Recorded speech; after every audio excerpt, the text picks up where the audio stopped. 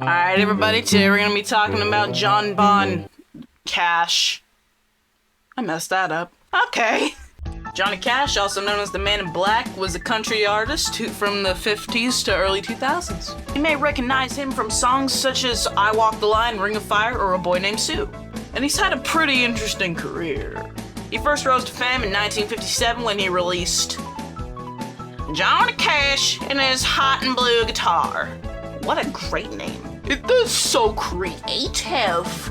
But he decided to leave his record label, Sun Records, and sign with Columbia Records so he can be like a little bit more free because Columbia was a bigger record label.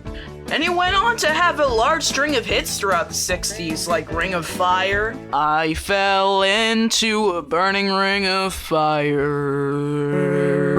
By the late 60s, he was kinda slipping a little bit. And then he got the idea of making an album in a prison. So he played a live show in Folsom Prison, Sacramento, California. That was released in 1969, and it kept him relevant for a couple more years. But throughout the 70s, the label was just pushing him to be more and more trendy. And by 1984, he had enough. So let's talk about the Chicken in Black. If you don't know this song, you should listen to it at least once. I'm not kidding when I say this song is about Johnny Cash switching brains with a dead robber. And from then on, he was known as the Manhattan Slash. And that song was so terrible that just like a couple of years later, Columbia dropped him. And at that point, he decided, I'm done with recording albums. I'm just gonna play songs live.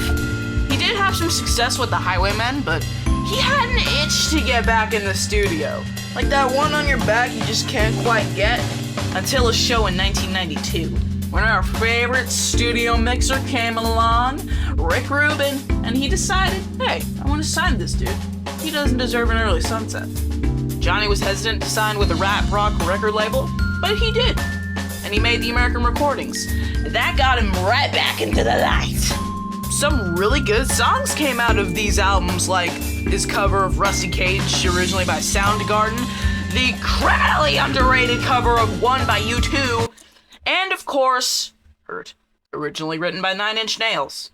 Some of you may not have known that. He spent most of the early 2000s recording songs that would have later been on American 5 and American 6. But he died in September of 2003 from complications with diabetes. Diabetes, darn it! And the one thing I ask of you from this video is to listen to Aloha O from American 6. It's an amazing closer to his discography, and we're not counting out Among the Scars or Songwriter because those have been in the works for 30 years. Anyways, this has been the Man Who Wears a Hat.